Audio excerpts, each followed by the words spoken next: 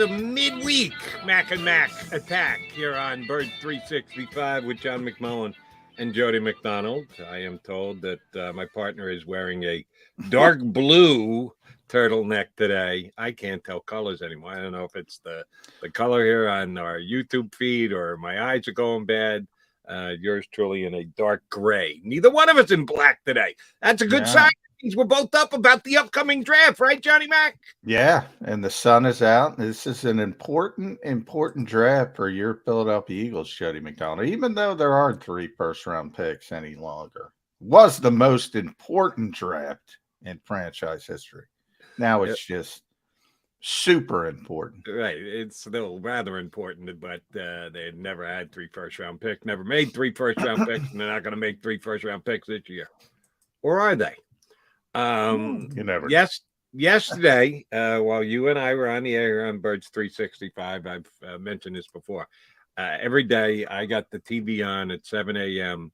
And I turn on the NFL Network to watch Good Morning Football. And I think they do a damn good show. Kay Adams is a good host. Kyle Brandt is tremendously entertaining. They run a number of different NFL players into that 4th seed. Peter Schrager is their information guy. Not only does he work for the NFL Network, he also works for Fox in season, doing pregame stuff for them on their network. And he floated a hypothetical, which you know yours truly loves, trade yesterday with the Philadelphia Eagles taking their 2 first-round picks and moving up in the draft, adding number 15 to number 19 and Jalen Reagor, and sending it to the Houston Texans for the number 3 pick in the draft. As we're talking about, should they really trade? If there are teams that are interested in Jalen Reagor, shouldn't they just do whatever it takes to get him off the roster? It's time to move on, acknowledge your mistake, tip your hat, get on with it. Schrager had a hypothetical deal that Reagor was going to the Houston Texans for the number 3 pick in the draft. I don't know if this is him just throwing stuff at the wall to see what sticks, or if he's actually got some information about the conversation at least being had. So we give it the potential credence that it deserves. Who would the Eagles be moving up to get at number 3, Johnny Mac? Well, that's the key. Is there a player that you want to go up to this draft? And we've talked about that the past couple of days, Jody. You know,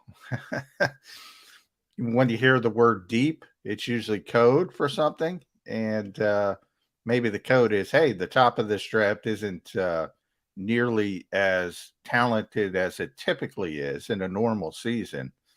So who would you want? Who would you want at number 3? Who fancies you? Is it Aiden Hutchinson? Well, he's probably not going to be there. Is it Trayvon Walker? Well, he's probably not going to be there, but there's at least a possibility that either 2 can slip, because I don't know what the hell Jacksonville's going to do with the number 1 overall pick. The only name I can come up with is Kayvon Thibodeau,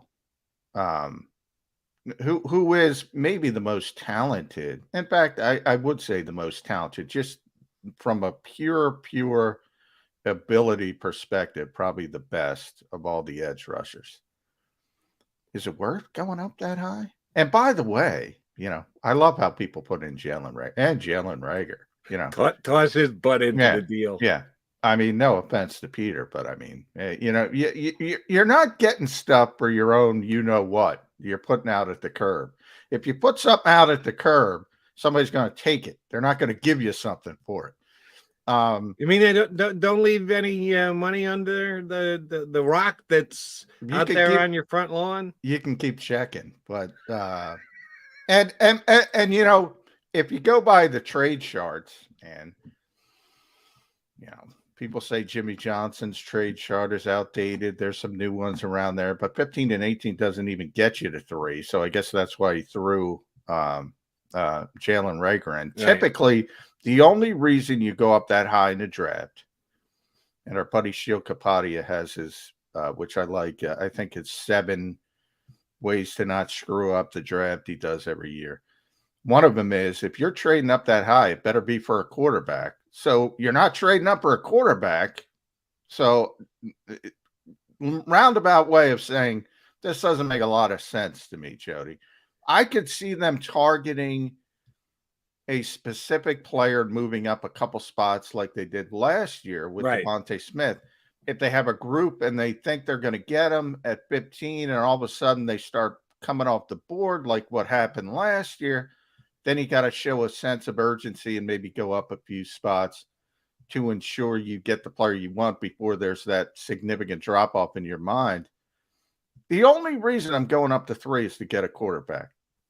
So if you like Malik Willis that much, if you like Kenny Pickett that much, Godspeed. But I don't think the Eagles are in that category. You saw it the same exact way I did. I broached this last night on my WIP show because Schrager trotted this out there while you and I were on the air. I watched the first hour of Good Morning Football. They didn't bring it up before you and I hit the stream world, so it must have been sometime after. And I said the same exact thing last night on WIP that you said just now. Could the Eagles trade up in the first round? Oh, yeah. If it is something very similar to what happened last year, they could move up a couple of slots.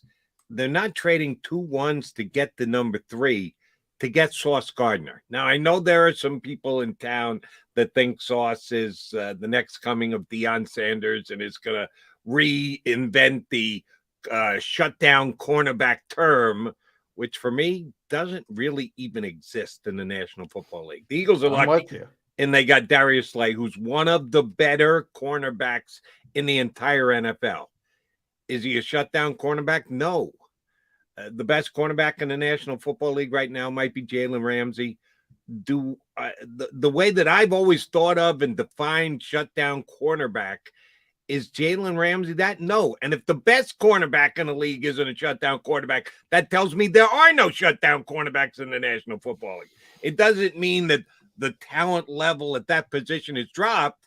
What it means is the NFL has changed the rules to basically make it impossible to be a shutdown cornerback. So if you're not getting a shutdown cornerback, because at least in my opinion, there's no such thing as a shutdown cornerback, why the hell would you trade up to number 3 to get the best cornerback? I think anybody we've had on the show, all our guests, certainly we'll have that many more leading up to the draft. We haven't had one guy on and go, yeah, but that Booth kid is just as good as Sauce Gardner. Nobody said that. Everyone acknowledges that he's the best cornerback in the draft. He doesn't need to be taken at number 3 in the upcoming draft. He's not that good. We talk about the values put on each position around the National Football League. You need a corner, but you don't even have shutdown corners anymore. So how did the Eagles justify moving up that high to get a cornerback into today's NFL? No, would never, ever happen. And you stated it really well. Nothing against Ahmad Gardner. You're Jalen Ramsey. You hit the nail on the head with the name. That's what you're hoping for. That's the standard. That's as good as it gets in the modern NFL. And he's a phenomenal player. But you saw in the playoffs in high-profile situations, look, everything is against you in the modern NFL. It's impossible. And then can you imagine? Like I say this all the time, the Eagles can't think this way, and I understand that. This is just my spin on it. And perfect week with Alec Baum and the Phillies. I mean, this environment is tough. And I say this to you, Jody. You come in as the 3rd overall pick, and they traded up to get you, and you have growing pains. Oh no. You got to show up and be Jalen Ramsey from day one. That's what expected. And that ain't going to happen. And even if Jalen Ramsey shows up, they're going to go, he's getting beat by Mike Evans in a big spot. He's getting beat in the Super Bowl in a big spot. Are you kidding me? We're giving this guy's this guy's Deion Sanders. The expectations would be so out of whack. So that's just something off to the side. I add to it. Now the Eagles can't think that way. They got to think: is the player a good player? Is he the 3rd best player in the draft? I don't even think that. He's a very good player. I've said if they're going to trade up, they're going to target 3 players, and he's one of the 3 players. Sauce Gardner, Kayvon Thibodeau would be another if he starts to slip. And the 3rd would be Jordan Davis. If he, starts to fall into the 12, 13 area and you think somebody's going to get them. Those are the three players, but they're not going up to number 3. They're not going up to 3. This team is too obsessed. I've been using that word a lot. They're obsessed with valuation. How he's good at it. That's the that's the lead bullet point on his resume. Winning every trade. I understand this. I understand what this is worth. I understand what that's worth. Trading 2 first-round picks to go up to number 3 to get a cornerback, that would be the most un-Howie Roseman-like thing of all time. So while you never say never, I'll always leave it open at 99%. I'm close to saying never. There is no way they're trading up to get a cornerback that high in the draft. You and I are on the same page here, and the reason why I agree with you, in addition to all the very good reasons you just gave, and those 3 players, I think Thibodeau would be in the same mix. If they went to 3, they could take either Sauce or Thibodeau, and I don't think they're doing that because my estimation, I know Howie's the best at it. You just gave him the crown as the king of valuation. The Eagles can't afford to give up that second first-round pick. As we sit here today, and we've got... Well, I will say this, Jody. We're not ready. So you can give up whatever you want. You're kicking the can. If you're always kicking the can, if you're putting tomorrow, 2 first-round picks together to move up, you're not kicking the can. You're aggressively moving up. But I'm saying you're trying to get a great, you'll hear the term generational player. You're trying to get a generational player that's going to be so far above what you would get with 15 and 18. Yeah, they could spin it that way. But they're only going up to the top of a draft to get a quarterback. Oh, and they should. I mean, the Saints did it a couple years ago, and we just ripped Mickey Loomis for the trade with the Eagles, and I think rightfully so. And I think he went up to about 10 or 12. I'll look it up in the break to get Marcus Davenport. And everybody looked at him like he was nuts. And that's, because he's going up so high and giving up so much to get a non-quarterback. And that's much lower in the draft. It's just not the way Howie Roseman thinks. Now, if Mickey Loomis was here, I'd probably entertain it because all general managers are different, and they have and Xander says Davenport was 14. So, yeah, he went up and he gave up pretty significant. I think he gave up a future first-round pick to go up and get Marcus Davenport, which he's been okay, but it's just he's pretty good. Yeah, he's all right. But he got a lot of grief, criticism, a lot of grief. Thank you for that particular move up. You're not going up that high in the draft, and if you do, you're going to get prepared to get killed. Not that Howie has job security issues. He has always got job security. Here's why I don't think it's going to happen, and maybe I'm not thinking far enough outside the box. The Eagles have needs right now. The roster as is has needs, and I mean needs of players to step in and start for them next year, not building depth across the roster. No, they have starter needs. They have openings. They have holes in their roster. They at one point had 3 first-round picks. You serviced a position of need, future draft assets by making the deal that you made with the Saints. Okay, fine. We all thought it was going to happen. We all predicted it was going to happen. And sure enough, it happened. And Howie Roseman got the job done in something that the Eagles needed. They have immediate needs right now. They need starters to come out of this year's draft. And that's what you get, what you believe you're going to get with a first-round pick. So even if you get a star player, transitional, transient type player, a generational type player with the 3rd, the 5th, whatever, if they have to package both ones to get there, I don't think it's worth doing right now. They have a bigger need, and the bigger need for me is a guy who can step in and start at safety. Sorry, Epsy. I love you as a 3rd safety. I don't love you as a starter. Sorry, Zach Mack. You're starting at corner. I got a big question mark next year.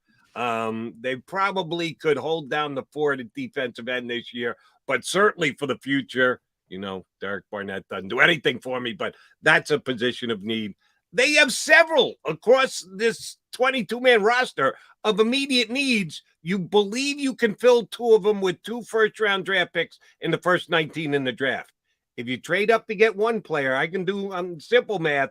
2 minus 1 is 1. You're only filling 1 need. I think they need to fill 2 needs. That's why they're not going to trade. Now, if they can do a deal like the Devontae Smith deal where you're giving up your 1 and an extra pick in a different round, a second, a third, or something along those lines, oh, yeah, I can see Howie Roseman doing that.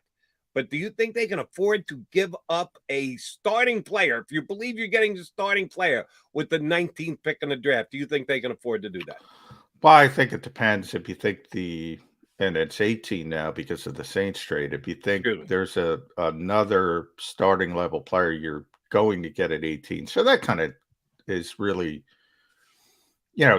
obviously long term you hope to get a starter, but I think you're talking about immediate starter. And that depends on your, evaluation of the draft and how deep it goes. And, most of the people we've talked to says it goes in the 20s with legit first round picks. So you should be able to get 2. So, the Eagles have needs. Everybody has needs though. To me, it talks about some teams have more needs than others. Yeah.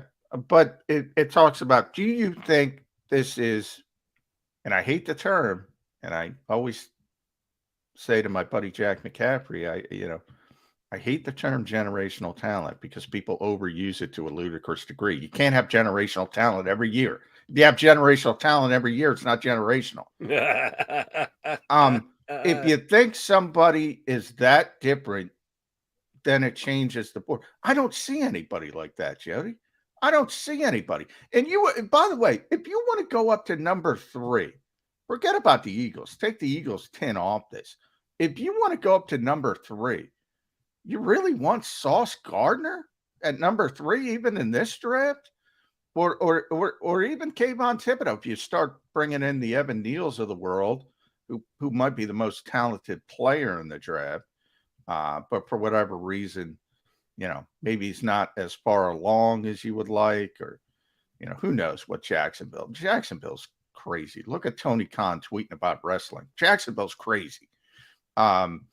They're a wild card coming out of the gates, so you don't know what the heck they're going to do at number 1 overall. I mean, I don't think people think about it that way. Like, if you went up to 3, why would you take that player? Why? Because you have a need at corner, which they do. I mean, that is mistake number 1. That is a neon sign mistake. I like Sauce Gardner. I think he's the best cornerback in this draft. He's not the number 3 pick in this draft. No stinking way. Yeah, I don't think there's too many red flags on that potential trade. Yeah, you said it earlier, and I agree with you. Thibodeau is a guy. If there is anything to this whatsoever, if the conversation has been had, at least it's been broached. You have to try and figure out why the Eagles would be doing it. They have to have a player that they think is there, who is, despite John McMullen's protestations, a generational player. The only one who could possibly be is Thibodeau, at least in my eyes. All right, we got a generational player joining us next. He hops aboard with us every couple of weeks right here on Birds 365. He's only been covering the Eagles for decades, doing it these days for Philly Mag. Also writes for the 33rd team. Paul Domowitz joins us next here on Birds 365.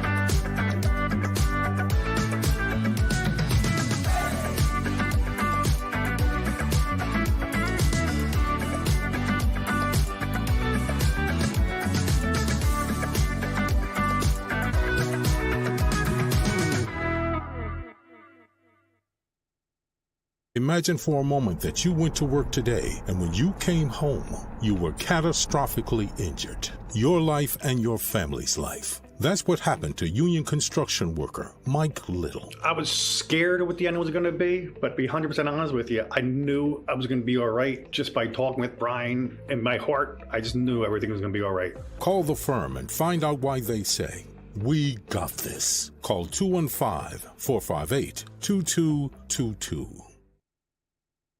At Stateside Vodka, every new customer gets the world's best rocks glass, free. What's that? A rocks glass? You're telling me that bottle is cut in half? You could say that. Holy shit. And you're telling me I can get one of these glasses for free? That's right. One free rocks glass per customer with each first-time purchase of Stateside Vodka. So good, it just disappears.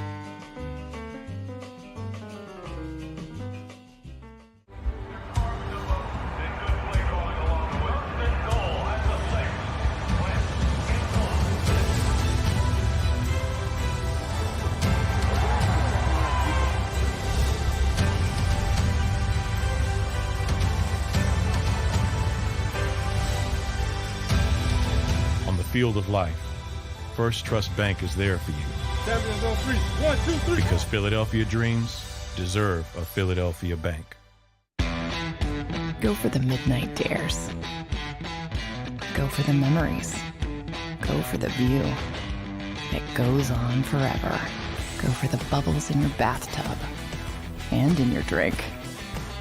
Go to bed whenever you want. Or don't. Go for him. Go for her. Go for the win. Go to Ocean Casino Resort. Book your trip at theoceanac.com.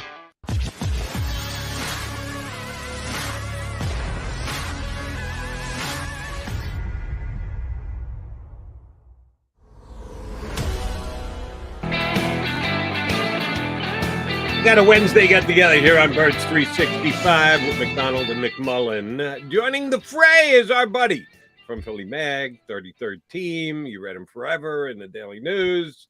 Paul Domowitz jumps aboard with us here on Birds 365. All right, Domo, your charge, your stead, what you're doing these days has changed over the last year and change. This more exciting, less exciting, more work, more relaxed? How are you prepping for an Eagles draft in your position? Well, it's more, it's a broader job. It's covering, the whole league. I've got more stories I can pursue rather than kind of focusing just on the Eagles with three other guys where you had to stop, be careful. You guys weren't, that we weren't bumping into each other on story ideas. So this has been kind of cool. I like it, and I'm able to kind of be my own master. So I like that. And guys, I got to apologize ahead of time. You're probably going to hear some hammering during this interview because of some work that's getting done around the house. So we're used to it. I won't be offended if you cut me off and say, yeah, we got to go. We got another guest. Yeah, it's lawnmower season too. It's leaf blowing season, Damo. So I get that constantly. Around my house, it's like nonstop from 8 till 4. It's that time of year. You've taken your draft preview, the 33rd Team, and you're still working with Ben Pinnell, who does excellent work. Is Ben still working for the Eagles? Is he coming back? He still does the podcast for the Eagles on their website. He's working for CBS with.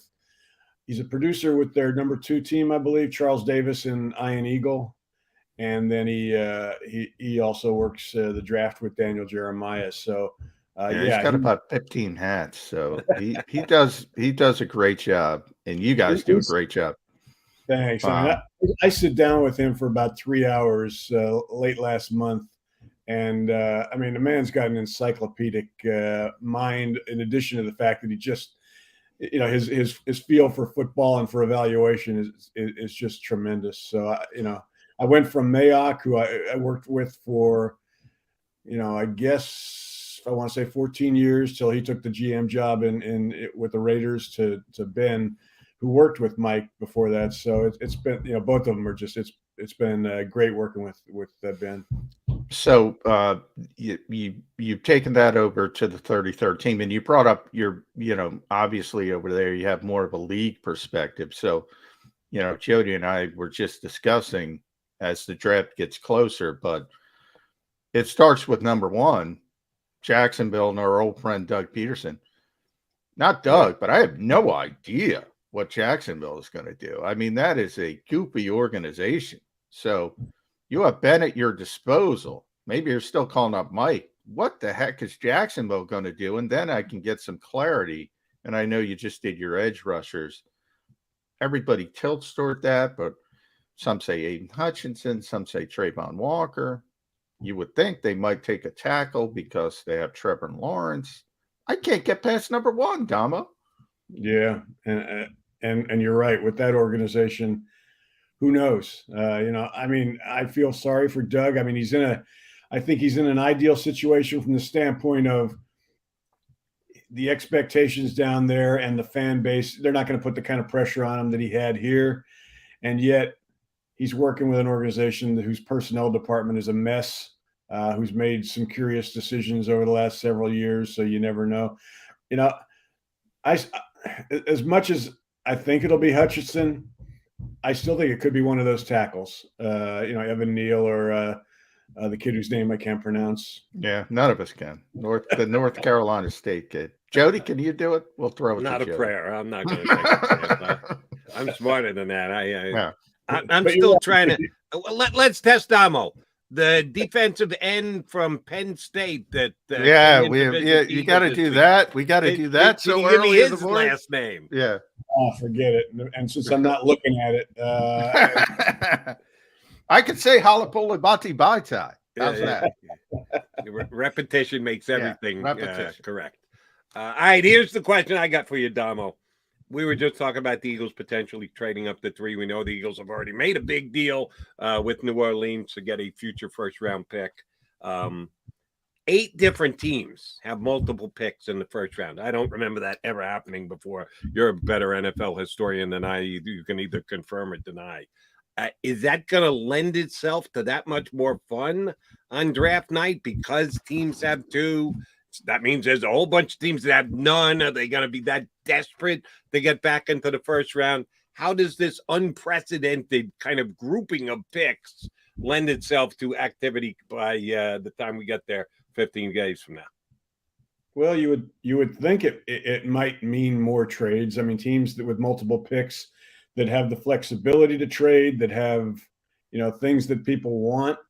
At the same time, I don't think the Eagles are going to move forward. I think there's a possibility how he could end up moving backwards, not very far, but enough that if he can pick up another second, depending on what's on the board when they're picking, I could see that happening. But with respect to your trade question, yeah, I think there are going to be more trades this year because of the multiple picks.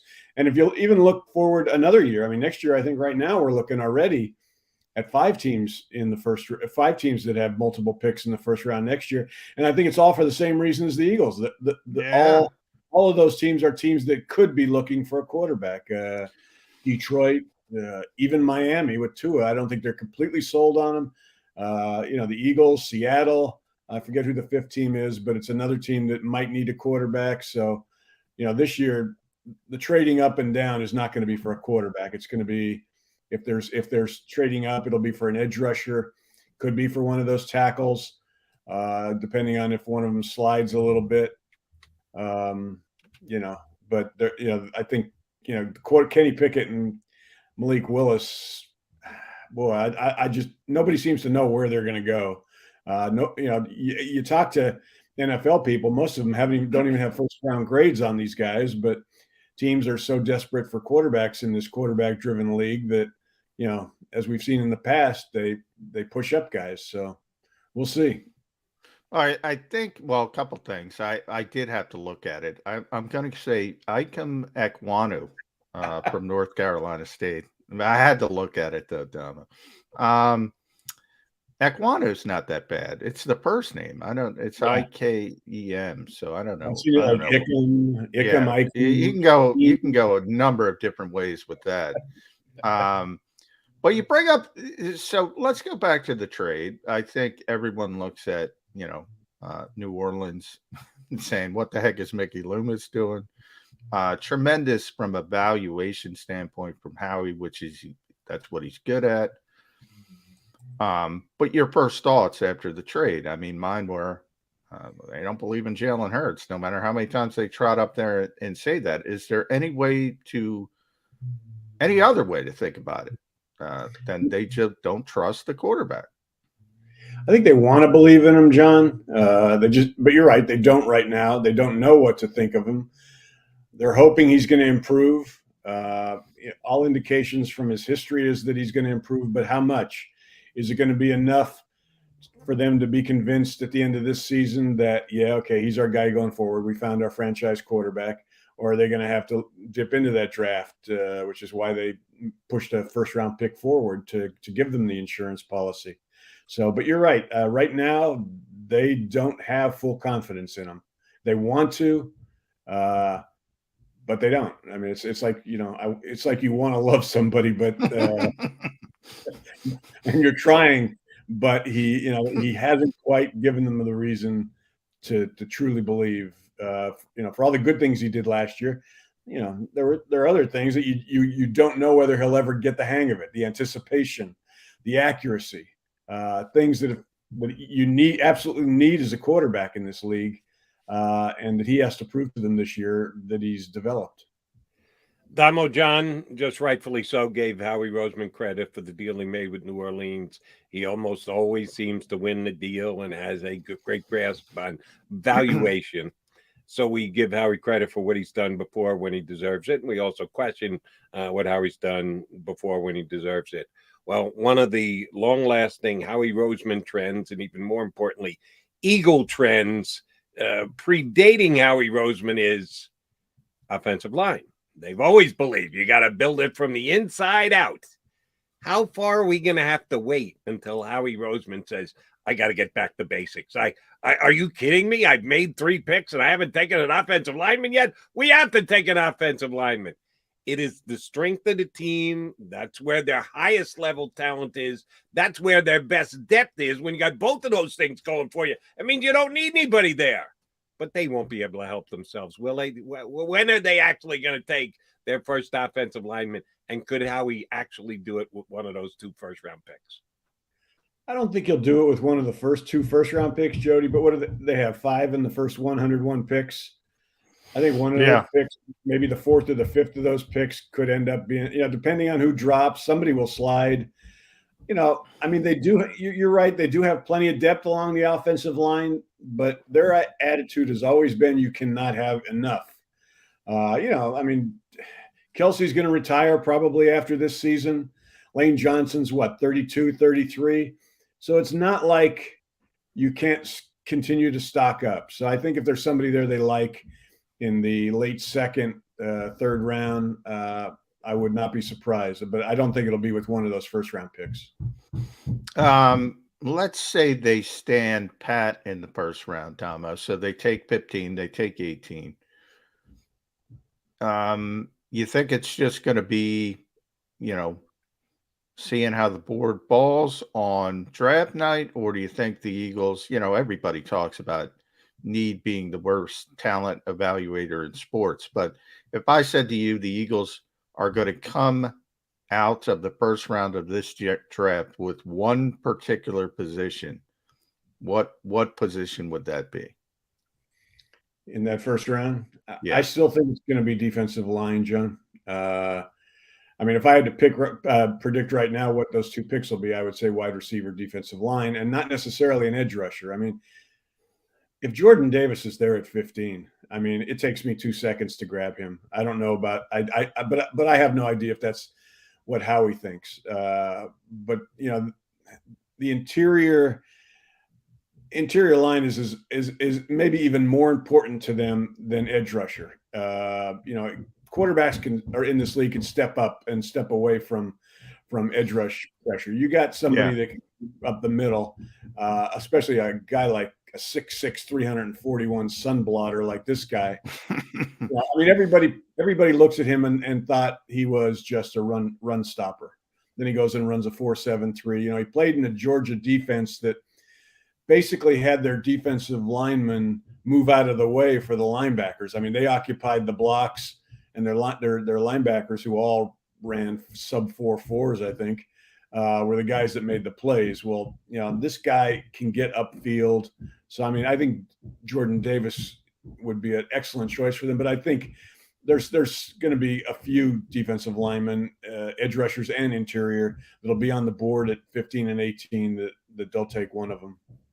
I'm glad to hear you saying that they're going to take a wide receiver with one of their 2 picks, because I think they desperately need an upgrade. Sorry, Zach Pascal, at the wide receiver position. What about the Olympian? Come on, Jody. Okay. Are they going to actually put Hurdles on the field when the game is played next year? If that's the case, that's a hell of a signing by the Eagles, but that's a very much a wait and see play. I think they need an upgraded wide receiver, because there was some really talented wide receiver that changed teams this offseason, Damo, with Adams going to Vegas and a Hill going to Miami, even a Robert Woods going from the Rams to Tennessee. And in all 3 cases, the receivers seemed to have had some sway, even though they were all trades. They were able to influence where they were going to be dealt. And John kept telling me, well, they're not coming here to Philadelphia because the Eagles don't throw the ball enough. They run the ball too much. They're all worried about their numbers, and they're not going to get their numbers here in Philadelphia, which is probably accurate. But how do you change that narrative? If that's the case, if John's got the right evaluation on it, which I think he does, how do you go about getting the egg before the chicken and get a superstar wide receiver in here so that you can become a passing team, which we all believe the Eagles would actually prefer?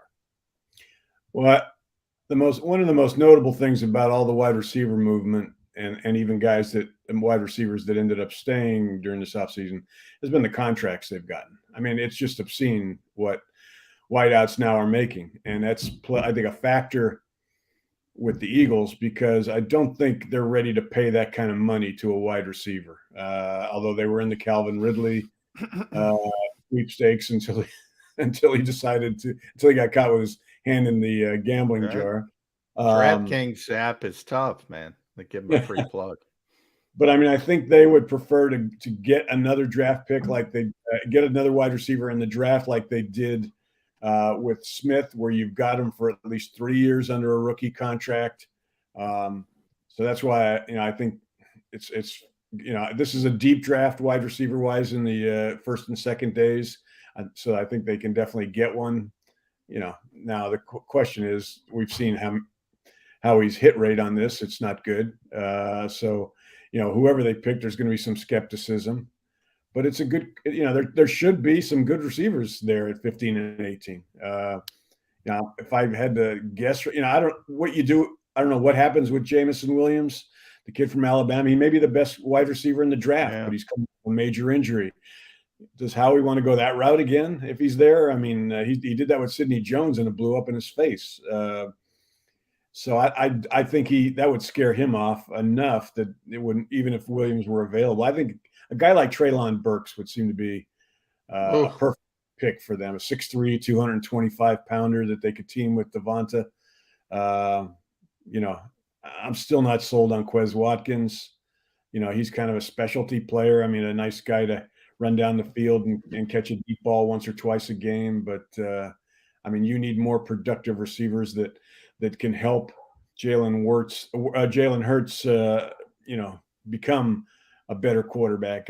Guys that are going to catch slants and those kind of passes that they're going to improve his production on third down and in short situations. So here's my concern with Burks, Damo. And you mentioned the contracts, and Deebo Samuel's probably the one player. He woke up evidently and said, "Oh, everybody's getting this. Let me get in line." So now San Francisco is starting to have some issues with Deebo. And to me, Deebo Samuel, I say it all the time, he is my favorite player in the NFL right now. He is so fun to watch. I love everything about him as a player. but I question if he were to come to Philadelphia. I question. I've never seen any evidence that this team can use a player like that. Is Kyle Shanahan coming with them?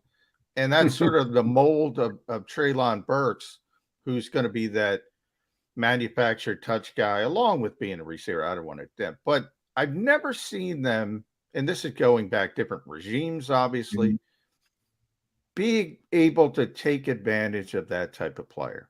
And they were supposed to have one in Jalen Reagor. So kind of a two-parter.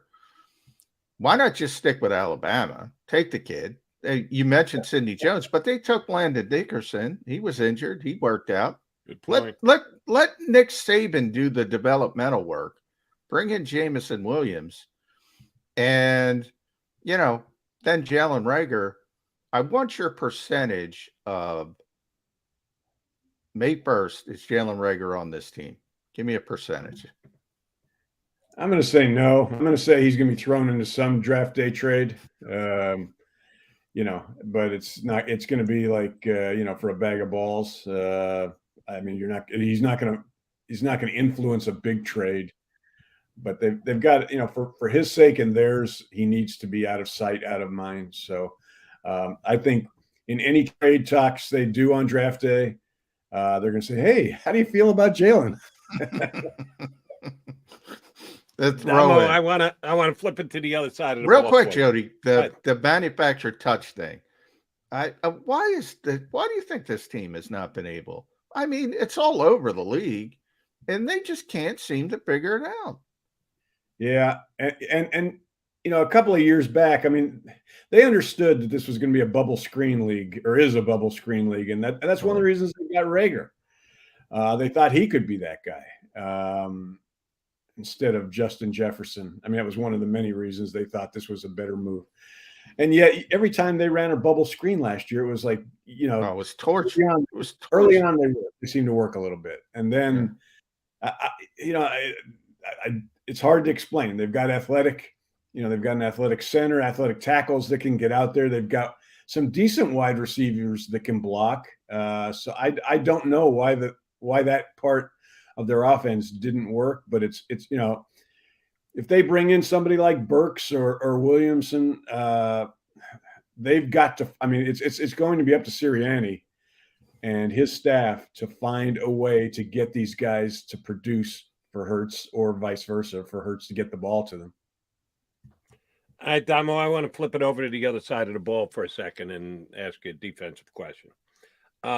There are three groups of individuals who I try and track when looking at someone with the Philadelphia Eagles and how they're perceived elsewhere. Number one is, how are they perceived across the league by other organizations? How are they perceived by the fan base here in Philadelphia? And how are they perceived, most importantly, by the other players around the league? And the guy I'm targeting here is the defensive coordinator, Jonathan Gannon. I just asked you about how the Eagles are looked at as a team for a potential wide receiver to come in. How do you think other players around the league, free agents that are out there still, Honey Badger, Stephon Gilmore, Jarvis, those are the two defensive guys. How do you think Gannon is perceived by the other players? We seem to believe that he's perceived quite well by all the other teams in the league. He got an interview as a head coach 1 year into being a coordinator. That's a pretty good jump up, as a matter of fact. We know that there are mixed emotions about him with Eagle fans here in town. Some like him, some can't stand him a little bit. How do you think Jonathan Gannon is looked at by players out there in the league, most specifically free agents, who the Eagles should be trying to at least see if they can come in and get a good deal done with them?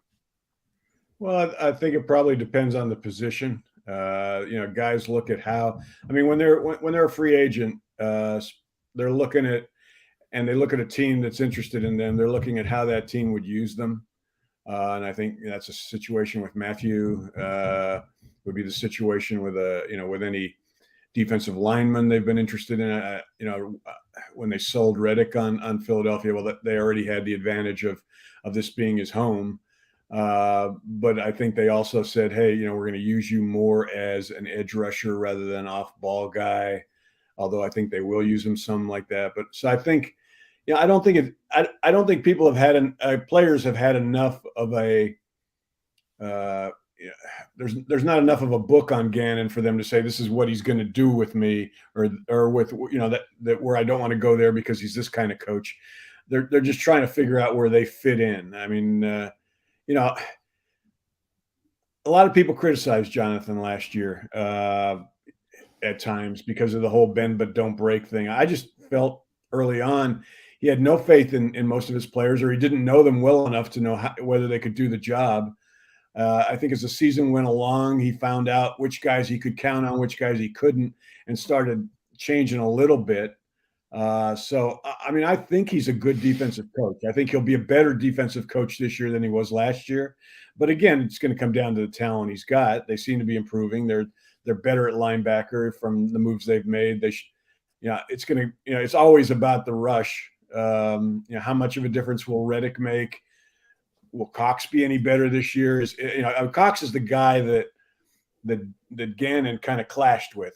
He's the guy that didn't like the way he was being used and complained about the time when he dropped off into coverage. I mean, Cox was just looking for people to blame for the fact that he wasn't playing very well last year. So those are the things I think from a free agent standpoint, they're just looking to see how they're going to be used in the defense. One of the players that I think will be defined by that in this draft, Damo, and I don't think you and Ben have gotten to safety yet, but it's Kyle Hamilton of Notre Dame. Now, Jody and I love the kid. He can just play, but obviously he didn't run well at the combine, didn't run well at his pro day either. And now there's talk that what looks to me like a top 5 talent, even with the position he plays, is going to drop a little bit. I don't know if he's going to drop to 15, but if he does drop to 15, would the Eagles even consider him? Because they go back and forth. One year they're hell-bent on measurables. You got to do this, you got to do that. Another year they're hell-bent on college production. They go back and forth, it seems. Maybe you're foreshadowing a bit because you guys haven't gotten to it, but have you talked about Kyle Hamilton, and what do you think about him as a player? And he can play all over, so that's why I kind of bring it. You got to have a defensive coordinator that's going to use him. You just sit him back there and playing, single high.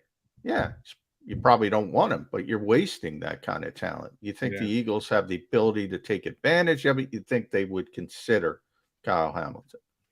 Well, I mean, we look at, this is the 7th rounder they took last year, but the kid from LSU, whose name escapes me at the moment. Jacoby Stevens. They tried to turn him into a linebacker. So, I mean, he's Gannon's receptive to, taking guys like that and finding ways to use them. I just can't imagine Hamilton sliding that far, but what if he gets to 12? Does Howie think about it like that? Like, I mean, they've made those kind of trades before. I think, I go back to Robert Bunkley and guys like that where they'll do a trade to move up 2-3 spots to get a guy they really want. I don't think I'm one of the people that think he's not going to slide that far. But I think there's also some other factors. Where do they stand right now with Matthew? Is he going to be coming here? Do they think they've got a chance? If they do, then they've got him and Harris and Marcus Epps, and I don't know what Howie believes about Kayvon Wallace right now, but if he thinks there's still if he still thinks this guy can get better, do you then still go after a Hamilton if he's there? I don't know. I think the chances are slim of both him dropping that far and them taking him, but who knows? Last time I guessed right about the Eagles in the first round of the draft was when they took Carson Wentz. Damo, we have talked a couple times already about the edge. One of the guys who's going to play some edge for the Eagles this upcoming year is Brandon Graham. And he's coming back from the major injury. He is not only do they need him to be productive, they need him to be a defensive leader on this team because Rodney McLeod is now elsewhere, and BG wasn't part of that huddle last year, and Rodney took over a big chunk of the defensive leadership responsibilities. Well, that's now a void that needs to be filled. And I think Graham could do that, but he's got to be able to be on the field to do it. You've covered guys who are returning from injuries one year, coming back the next. Are there any telltale signs? Can we just take Brandon Graham's word that he's progressing nicely? We only get X amount of time to view these guys, and it keeps getting cut back, and they work out less than they've ever worked out before because that's the way they've collectively bargained it. How are we going to know what Brandon Graham is going to be able to bring to the table in 2022? Jody, I don't think we know. I don't think Brandon knows. I mean, Brandon can talk as optimistically as he wants. He's not 26 anymore. He's not 28. He's what, 34? Yeah, got to be 34. 24-year-old guys break down under the best of circumstances, let alone coming off a major injury.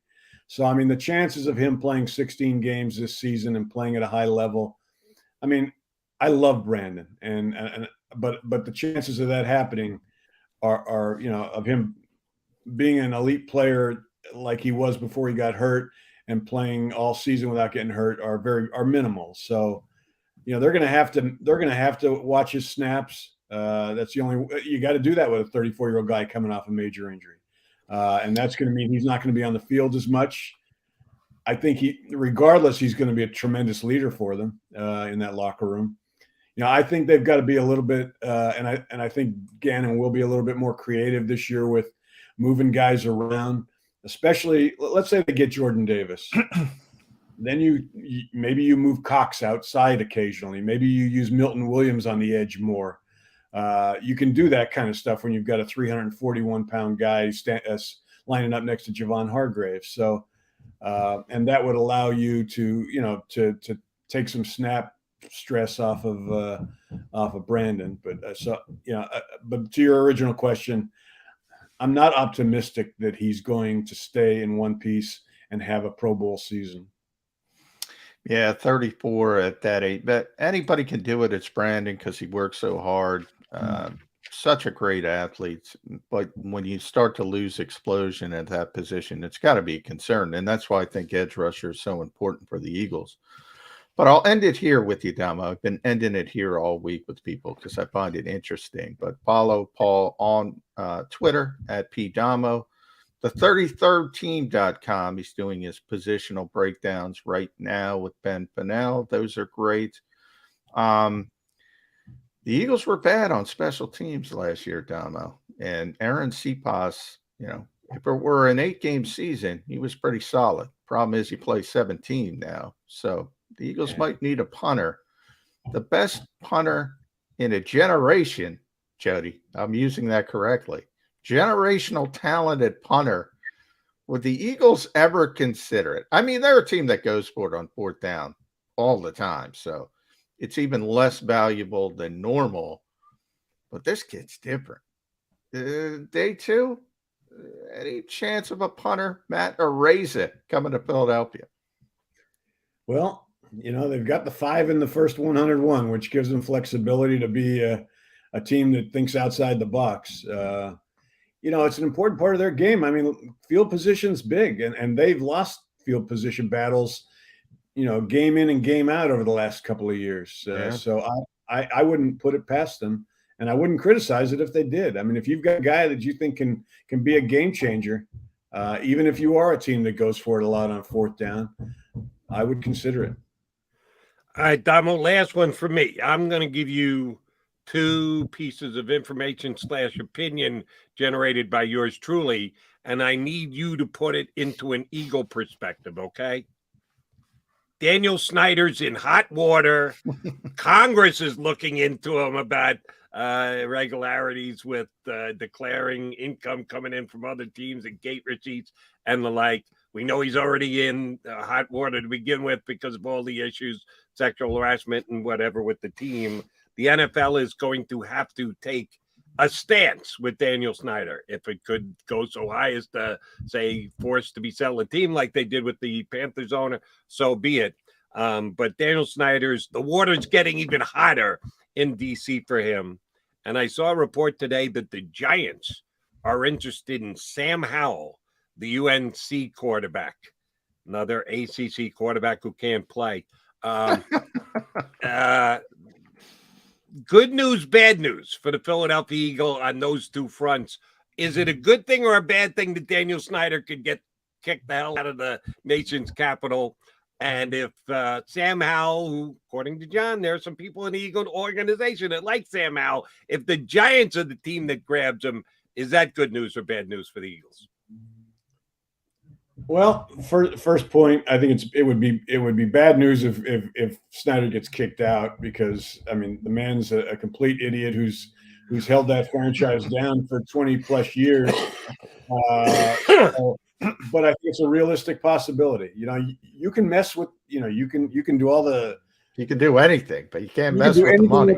The whole sexual harassment and stuff, and the league will act like it really is upset about that, but they're not upset. They don't care enough. But when you start taking visiting gate money away from teams, taking money out of Jeffrey Lurie's pocket, out of all these other guys' pocket, that'll get you kicked out of the league. And it's about I think they've got enough again. I mean, the body of evidence against him already is grown to a point where I think they're going to suggest he sell the team. With regard to Howell, I mean, I think Daniel Jones I'm not a big Howell fan, so I think it would help the Eagles because I think Daniel Jones could be eventually will be a good quarterback with the right cast around him. You do. You like Daniel Jones, huh? Yeah. I mean, I like him better than I like Howell, over time. So I think it would be a good thing for the Eagles. Yeah, I don't like either one of them. ACC quarterbacks. You got that ACC bias. Come on, Joe. Yes, I do. Can't scout the helmet. Can't scout the helmet. That's what they say. If there's enough helmets lined up that have cracked and broken, I say you can scout the helmet. Damo, always great. Did they take a break from work? I didn't hear one saw, they're one doing hammer a good in job. the background. Keeping There it was quiet. no issue whatsoever. Yeah, they heard you guys talking, and they said, "Oh, we got to." Oh, this is important. Why am I doubting that? This is important stuff. We hope the work goes well, though.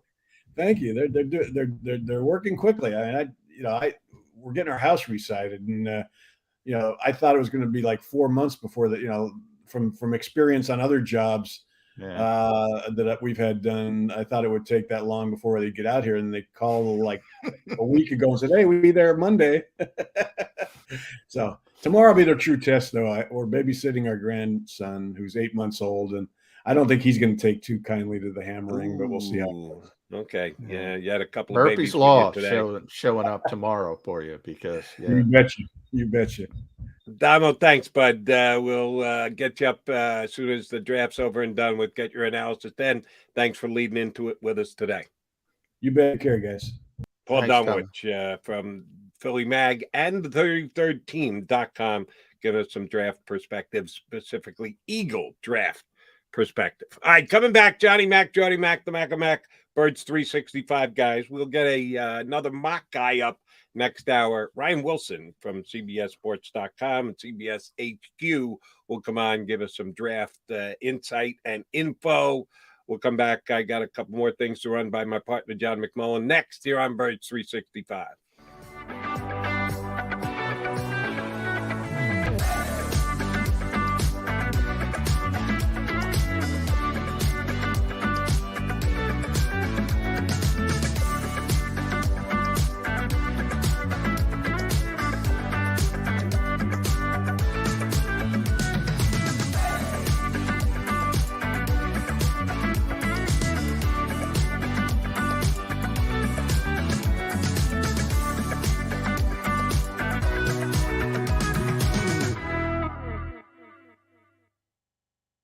Imagine for a moment that you went to work today and when you came home, you were catastrophically injured. Your life and your family's life. That's what happened to union construction worker Mike Little. I was scared of what the end was going to be, but to be 100% honest with you, I knew I was going to be all right just by talking with Brian. In my heart, I just knew everything was going to be all right. Call the firm and find out why they say, "We got this." Call 215-458-2222. At Stateside Vodka, every new customer gets the world's best rocks glass, free. What's that? A rocks glass? You're telling me that bottle is cut in half? You could say that. Holy shit. And you're telling me I can get one of these glasses for free? That's right. One free rocks glass per customer with each first-time purchase of stateside vodka. So good, it just disappears.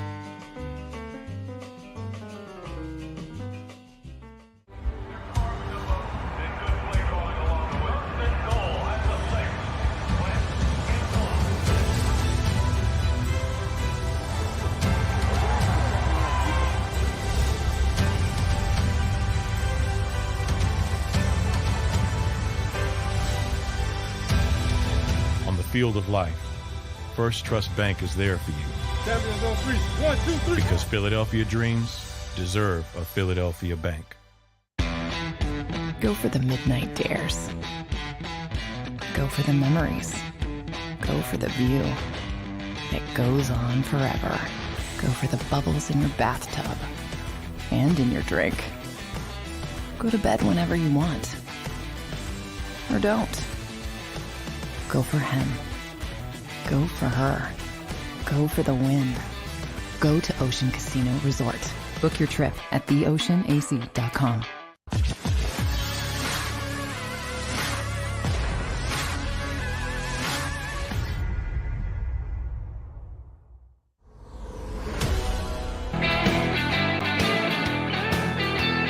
Wednesday get together here on Birds 365. Thanks to all of you who jumped in on the stream. Thanks to our contributors on the stream, our resident commenters. They're a bright group. Some of them a little cynical, some of them a little off base, but a lot of them know exactly what they're talking about. And I appreciate you guys throwing your comments up there while we're on the air. And, John, we ask every single one of the 209 people that are watching right now to do what? Like, share, subscribe. Hit that like button. We could use your help. Our algorithm needs some juicing. Each and every single like does Got to help juice. us. In this case, juicing is good, Jody. Yes. Got to juice up that algorithm. Sometimes you're right. Sometimes, depending on your word, the definition of the word juice, sometimes juicing is good. Sometimes it'll get you in trouble. All right, quick peek behind the curtain. I was going to ask John a question about the franchise tag in the National Football League, and I'll get to it in a second. But before we do, during the break, yours truly ran upstairs to get a refreshener for my coffee. So the wife is upstairs, and she's watching what she's watching, and usually it's some news station. Yours truly is watching some sports station downstairs. She's watching some news station upstairs. So I said good morning because she came down. I was up and down here in the man cave before she ever got up this morning. And I'm refreshing my coffee, juicing up. And Joel Klatt is talking about football on my wife's TV. I said, what the heck are you listening to, honey? And she said, Fox News, which is the station she's got on about 90% of the time during the day. And what the hell are they talking about football on Fox News for?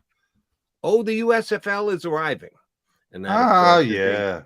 Fox property. So they're trying to do the cross promotion thing of football on the news station to get people who wouldn't watch football or aren't that huge a football fan to realize, oh, there's a spring league. The USFL is returned or whatever.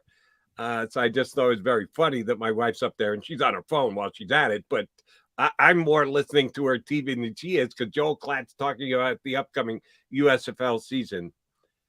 John, I'm being 100% honest here. The USFL has not caught my fancy. I'm not caught. It starts this weekend, Jody. Okay. Not caught your fancy. I know that because they're doing a good job. I give them credit. I just got a email from them this morning about they made a deal with Andrews Sports Medicine, which blah, blah, blah. It's not, everybody works with Andrews Sports Medicine, but they do a good job. They're pushing it pretty well. What's interesting to me about the spring football landscape is it never works, yet everybody keeps trying. Yeah. And the XFL is going to be back again next year, this time with Dwayne Johnson running it, The Rock in his ex-wife, Danny Garcia. And then you're going to have 2. And it's interesting to see, boxes behind this version of the USFL. I think NBC as well is televising some games, so that, they get the head start. But does it matter? I mean, people look, for hardcore football people, I'll watch the USFL. I'll watch it. I watched the XFL before the pandemic, the last version. Yeah, why not? It's spring. There's nothing else.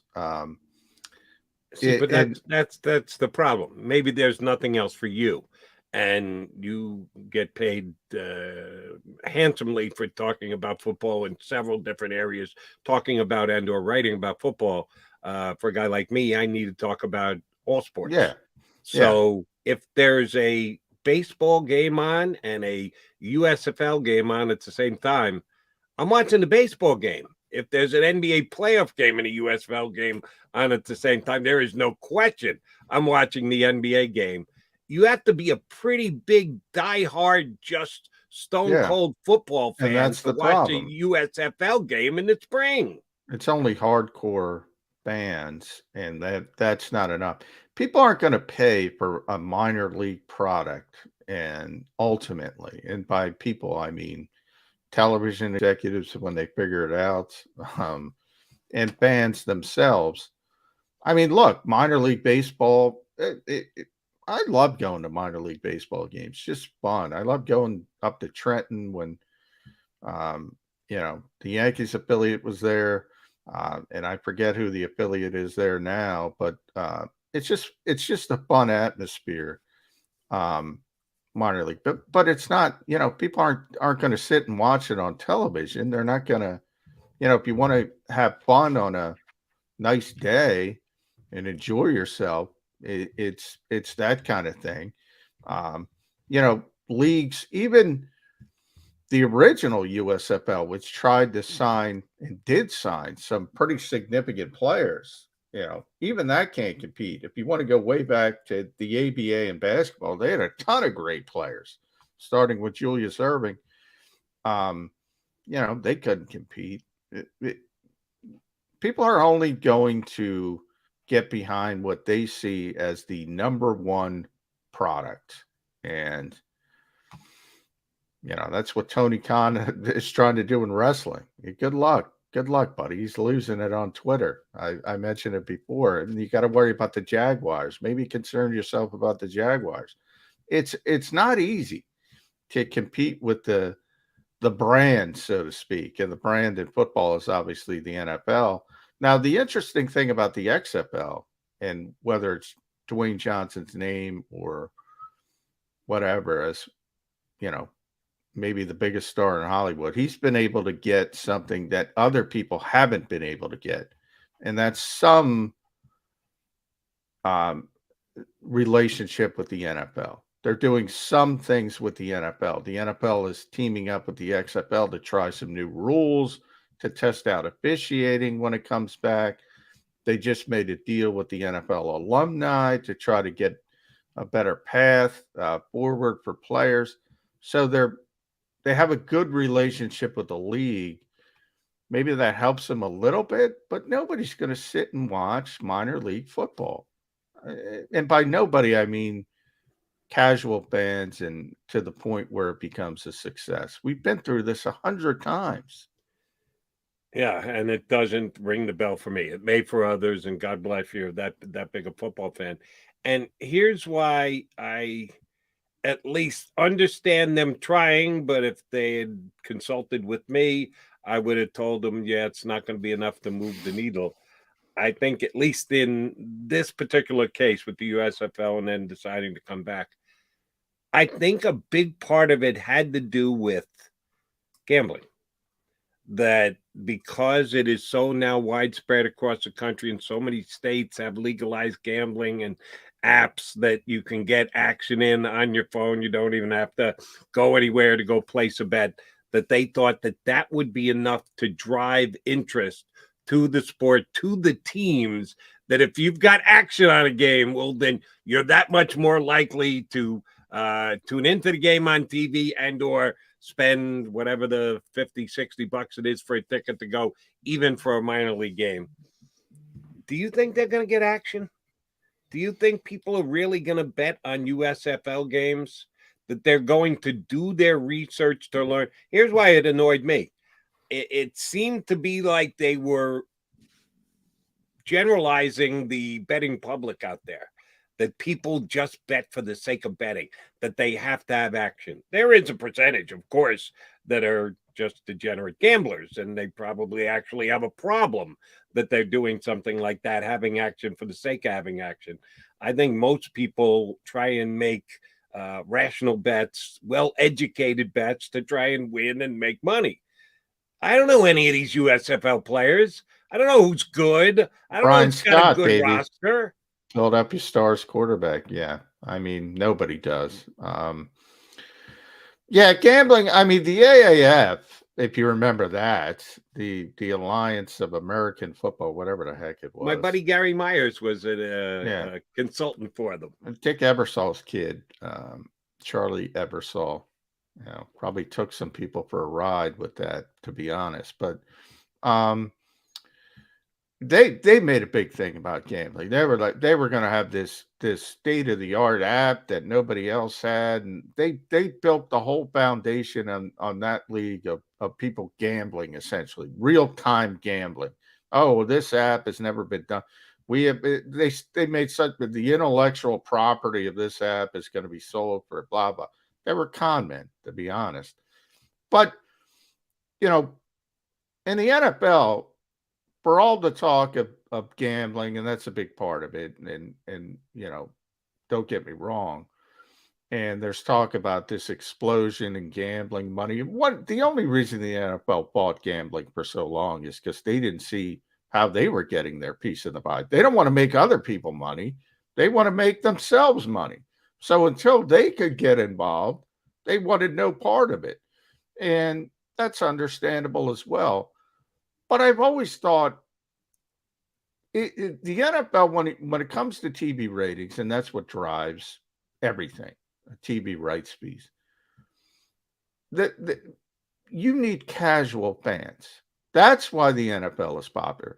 The fact that everybody sits down on Super Bowl Sunday, from, your wife, my wife, people who don't like football. Well, it might be the halftime show. It might be the commercials. It might be something nothing to do with football. But everybody in this country is paying attention. I've always thought it's a small piece of the pie that people make too much of, to be honest, the gambling aspect. Because if you're looking at the people that watch the NFL, what would you put the percentage at that gambles on games? I think it's very, very small. Really? I think it's very, very small. Very small. No, John, it's big. We firmly disagree on that. Here's the reason why. Fantasy football counts as gambling. Well, a little bit more. That spikes it out. If you're going to count that, I mean the hardcore. Oh yeah. I sure as hell do count it. I still think it's small. If you're putting money up to predict the outcome of games, be they yards gained and or final scores, that's gambling on your sport. I still think it spikes it up a little bit than just traditional thought, like I'm taking the Eagles -3 or whatever. So you have all this other aspect, and certainly, yeah, the explosion of that. That's why the NFL is making money off it now. But again, compared, and that's what people talk about it all the time. They talked about social media this way as well, Jody. It's going to explode. It's going to explode. Look at the league's revenue and look at the TV rights fees compared to everything else. And that tells you all you need to know. Until it explodes. Why do you think the casual fans are tuning in? Well, because they're gambling. I know so many women who watch football, and I don't think I know one that gambles on football. I don't. I'm sure there are, but I mean, they just watch it because they're maybe their boyfriends like it, maybe their husbands like it, maybe, it's a chance to get together. It's this, it's that. I think the sport is so much bigger than gambling. And the bottom line to me in every industry is the money. Where does the money come from? And now people have been predicting it for years. Now maybe it explodes. And if it explodes, and I'll say, all right, I was wrong. It was a bigger part than I thought. But until that happens, and by the way, there is no stinking way gambling even gets to 10% of the revenue the NFL gets from TV rights fees. No way, even at its apex. Even I at agree its with that, apex. but I think that the gambling money that's being spent has helped to drive the TV revenues. As every other watching of television aspect goes down, prime time on networks, because it's so spread to streaming and everything else, ratings just go down, down, down, down, down, down, down across the board, except the National Football League, which either holds steady or increases. Every other sport on TV is going backwards. Every other entertainment value on TV is going backwards because there is just so many options and everything gets so well spread. There's one that's holding its ground, the National Football League. Why do you think that is? Increased gambling. I firmly believe that. Well, but why isn't it holding true for other sports? I mean, people gamble on other sports. I mean, the NFL is more popular. People gamble on football. It's an imbalance that I'm not smart enough to be able to explain, but people like gambling on football. It's why the USFL is doing what it's doing. It's why the AAF attempted to do what they did. They knew that there was a market to tap into. Now you have to tap into it correctly, and you have to have a draw, and you've got to have something for the people to sink their teeth into. And I think part of it is, again, maybe I'm giving too much credit to the gamblers out there. I think they need to know what they're gambling on. They're not just gambling for gambling's sake. You have to have a product with recognizable names and the like, and none of these spring leagues have been able to do that. But I do believe now Nick Khan, who I don't know if you know, but he used to be one of the big wig when it comes to TV rights fees. He used to work for CAA. Now he works for WWE. Runs the company. Nobody understands TV rights fees better than this guy. He negotiated basically all the explosive rights fees for UFC, WWE, and major sports as well. Nobody understands that landscape better. And I've been lucky enough to talk to him on a couple of occasions. The reason all of these things are starting is because they see the exploding TV numbers for not only the NFL, but also the NBA, Major League Baseball, the NHL, NASCAR, WWE, UFC, everybody. And they say, well, if we can get 10% of that, we can make a lot of money. And that's why they're all starting these startups in all these different industries, is because they think there's TV rights fee money there. And to this point, and it's Nick's belief, they'll pay for the brand, the top brand. They're not going to pay for the minor. And he's been right. To this point, he's been right. They're not paying for the second team. They're only paying for the price team, for the first team, but they pay the premium for the first team. And everybody opens their eyes and say, ooh, if they're making that and we make just 10% of that, Jody, that's why all these things have started up. Well, they can start up, but then they have to be able to last. The AAF started up. Where are they today? Oops, didn't quite grab a hold, did they? All right, we got to take a timeout because we've got our second guest scheduled to join us.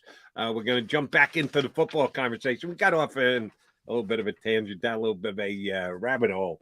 We're going to get Ryan Wilson from CBSSports.com and CBS HQ Draft Insider for CBS joining us next year on Birds 365.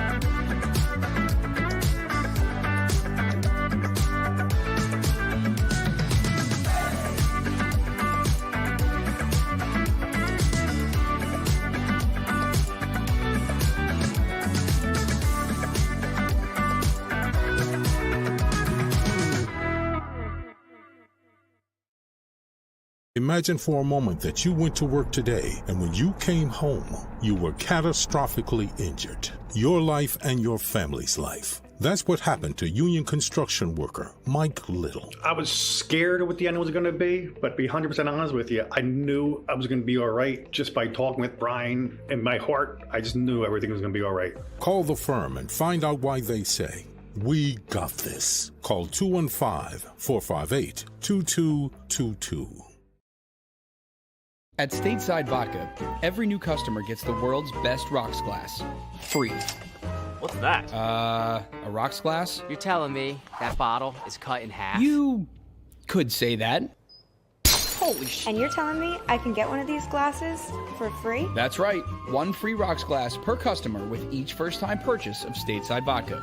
So good, it just disappears.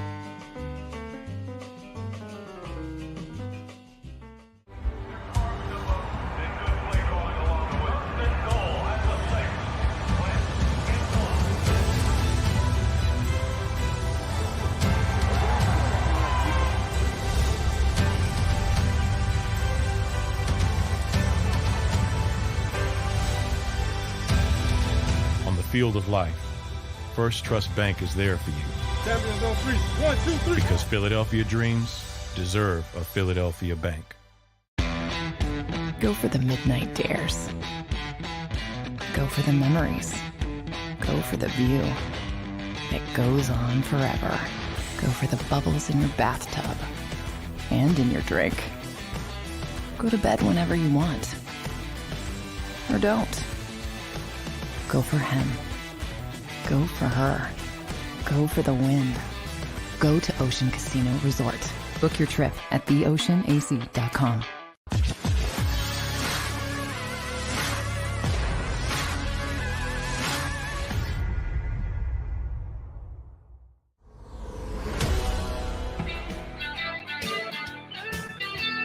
You got your Mac Birds 365 show here on the JAKIB Media YouTube channel. McDonald and McMullen hanging with you. We've got a third party to enter into the mix. The countdown is on just 15 days before Roger Goodell goes to the podium and says, with the first pick, the Jacksonville Jaguars select. Who's that going to be, Ryan Wilson? Thank you very much for joining us. Who's going to be the first pick by Roger Goodell 2 weeks from tomorrow night? Jody, John, thanks for having me on, guys. That is the question because, Jody, I told you this the other day on the radio. There is no Trevor Lawrence. There is no Joe Burrow. There is no even Kyler Murray, a guy who played another sport but was so good that he was considered the first overall pick by the time the draft happened. So now we're left to figure out, is it going to be a defensive player or an offensive lineman? The Jaguars have a ton of needs. That's how you get the first overall pick 2 years in a row. Aiden Hutchinson is my number one player. That doesn't necessarily mean he's going to Jacksonville because they've drafted edge rushers in the first round in 2 of the last 3 years. And I think the story there is if you keep drafting edge rushers, it's not going to make your team much better than they have been. So personally, I would take an offensive tackle. I would take Ike Ekwonu, who I love, or even Evan Neal, if that's your guy, if you're GM Trent Baalke, because that immediately helps your quarterback, Trevor Lawrence, who took close to 5,000 sacks last year. Yes, you franchised Cam Robinson, the left tackle. Yes, you signed Brandon Scherf from Washington to play on the interior there. Keep going. Don't let up. You have a ton of picks. You pick at 1, you pick again at 33. So if I were the Jaguars thinking about some combination of offensive lineman and edge rusher, I would go offensive lineman first because that's a little deeper at the top of the draft. Come back at 33 and get an edge rusher who will be plenty good enough to help you on a team that obviously needs plenty of help.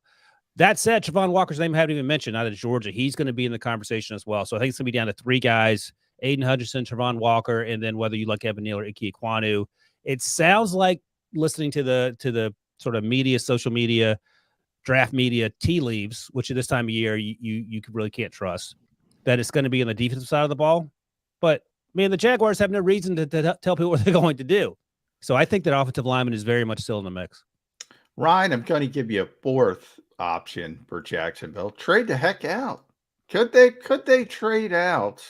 It's not the year, we look at this draft, and as you mentioned, there is no Trevor Lawrence. There is no, everybody likes a different flavor. You mentioned a number of the names who could go number 1 overall, But I know Doug Peterson well, and I know where he comes from here in Philadelphia. And before that, Andy Reid, and before that, Andy Reid here in Philadelphia.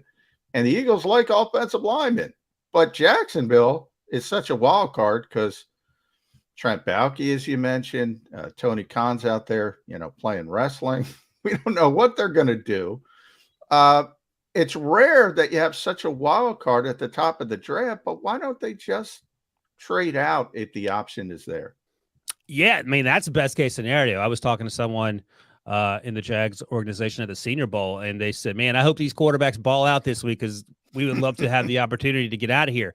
They didn't quite ball out. They held their own. They did a good job. But again, there was no sort of changing of opinion to the point where I think that a team would be interested in trading for a quarterback. That said, if a team loves an offensive lineman or if a team loves Aiden Hutchinson or Trevon Walker, they could be convinced to trade up. Now, they're not coming from 19 or 20, but perhaps they're coming from 4 or 5, where the Jets, who have pick 4 and pick 10, and the Giants have pick 5 and pick 7, maybe they could be interested. But I'm sure at this point the Jaguars will entertain any offers because, as you know, there's not going to be a game-changing player that you draft that's going to take your team from 1 or 2 wins to 10 wins. And I think if they're forced to stay put, I think it's a lot more interesting than just the sort of media assumptions that they'll go defense and probably Hutchinson or Trevon Walker out of Georgia. I need your ability to judge cornerback talent, Ryan, because John and I are Eagle-centric guys. And last year, John makes his point all the time, and I agree wholeheartedly with him.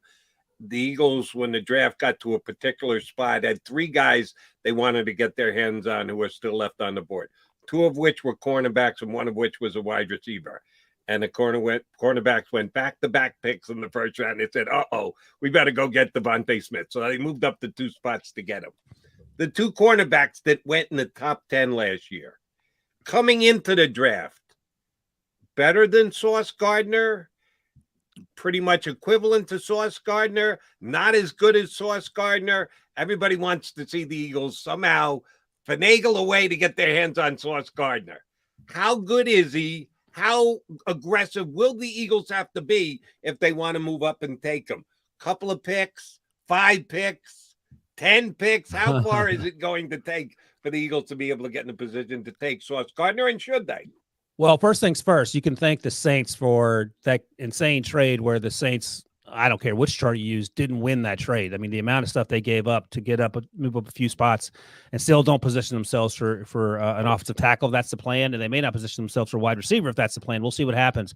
I don't think the story is finished yet for the Saints, but that's great news for the Eagles. So J.C. Horn and Sauce Gardner are probably comparable in that over the summer prior to them coming out, they weren't yet a finished product. I remember watching Sauce Gardner over the summer thinking, sweet Jesus, he's long and he's fast. I wanted to be a little more physical, and he was a lot more physical this year, and he's my top cornerback. And it's close. I'm not going to say it's not even close. We just know that Derek Stingley only played 3 games last year because of the foot injury and never quite replicated what we saw in 2019. I still think he's going to be a really good football player. That said, so with Sauce Gardner, I think we knew Patrick Surtain was going to be a really good player. I mean, we knew it because he played at Alabama. We knew it because he sustained that play for several seasons there, and we knew it because his dad was a really good football player too. They all sort of added up. So I wasn't surprised that they went close together by the time the draft rolled around. J.C. Horn did himself a lot of favors with the way he played at South Carolina before. I think he opted out towards the end of the season once he made a coaching change. As for Sauce Gardner, there are very few holes in his game. He didn't play in the SEC, but when he played SEC opponents, he looked like he belonged there, and he looked like he belonged each and every week. I mentioned I wanted him to get more physical. He got incredibly more physical, both within the route and coming downhill in run support. This guy gave up exactly 0 touchdowns throughout his college career. That gets your attention. And he's squeaky clean off the field. I think he said at the combine he'd never had a drink or a smoke. So you know his body's in slightly better shape than mine, so that's good for him there. Now the question becomes, how far are the Eagles gonna have to trade up? Like, he's going in the top 10, and then the question becomes, would the Jets consider him at 4? And I don't even think that's outrageous. Now the Jets may want to go in another direction, may want to get an edge rusher, wide receiver, whatever. But I think the conversation probably starts around 4 or 5, and that's where you need to get to. if I'm the Eagles and I did a 3-round mock draft on Monday, I do a mock draft every week until the end of time. But it's a thing, let me tell you. Yeah. But I had them taking Sauce's teammate in the 3rd round, Kobe Bryant. He's not the player Sauce is, but he's a veteran, played 3 or 4 seasons there in terms of starting. Solid player. But again, that's round 3. You would like to do something sooner than that if you really want to fix that problem. So here's the math that I'm doing. Is it worth trading up to 7 or 8 for Sauce Gardner and what that will cost? Or can the Eagles stay put and maybe move up 2 or 3 spots? You have to get ahead of probably the Vikings at 12 to get Derek Stingley. And that's the math that they're going to have to do in the front office there in Philadelphia to sort out. I like Sauce Gardner better, but that doesn't mean that Derek Stingley's not going to be a good football player. And when you're in the process, you're not rebuilding the team. A lot of the picks probably, there'll be some wide receivers taken, of course, for Philadelphia, and then some picks in the secondary as well. So there's not a lot of work to do. But if you covet those picks to the point that you don't want to blow through them all just to get one player, maybe you quote unquote settle for a Derek Stingley as opposed to going up to get Sauce Gardner. I think you can't go wrong with either player. It's just how much are you willing to pay to go get those guys? Well, if you really want to settle, Ryan, you just stay at 15, maybe even 18, and you have a Trent McDuffie or an Andrew Booth, perhaps, that could fall to you. What do you think the drop off between the top 2 guys you mentioned, Gardner and Stingley, to that next level of McDuffie and Andrew Booth at corner? Yeah, and that's not even really, I don't even think that's settling. That actually might end up being the better play. Trent McDuffie is a fantastic football player. I'm on the East Coast. You guys are on the East Coast. Sometimes we don't watch a lot of Pac-12 football because it starts at midnight, feels like, and those games go on till 3 or 4 in the morning. So a lot of folks probably haven't seen Trent McDuffie play. He is a fantastic football player. He played primarily outside at Washington, but he can play in the slot. And we talked to him at the combine, and he said, man, I'll play anywhere. And you talk to people around that program, and they can't rave enough about how incredibly smart he is. He will tackle you. There's no concerns about him tackling. He is fantastic in coverage. He moves well in space. I think he had really good times at the combine. Maybe ran in the 4.4s, I think. And that showed up on tape. I don't think this is settling at all. If you got him in the middle of the 1st round, he could be gone before then. If you got him there and had to give up nothing, that's a home run. Andrew Booth is another guy I like a lot out of Clemson. He just hasn't played a ton of football. Really good season last year. In fact, he played better than Darian Kendrick, his former running mate at Clemson, who transferred to Georgia. Had a good year, but not a great year. But had a terrible combine, which is going to hurt his draft stock.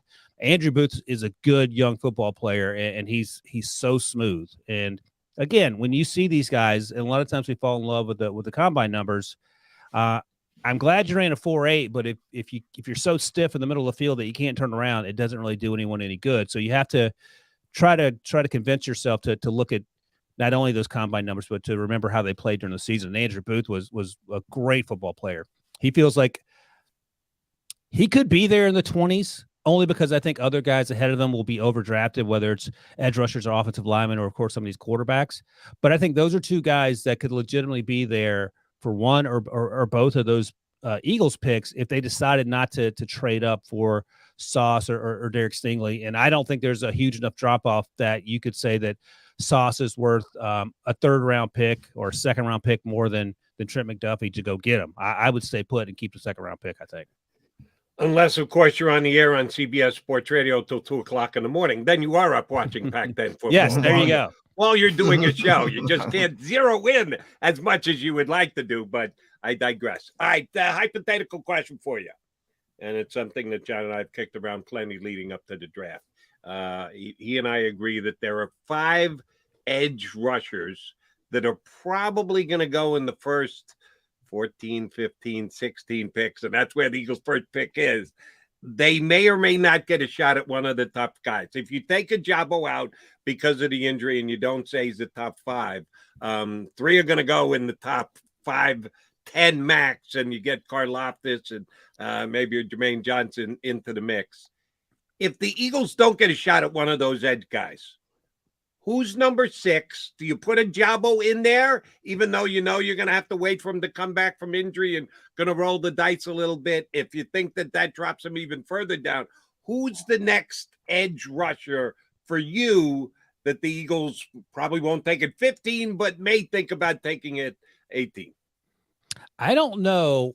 So the Eagles also pick at 51, the 51st overall in the second round. I don't know if Ojabo will be there. He may end up going late in the first because it's the thing is the Achilles injuries and the ACLs. We know how players respond from those things because there've been so many of them.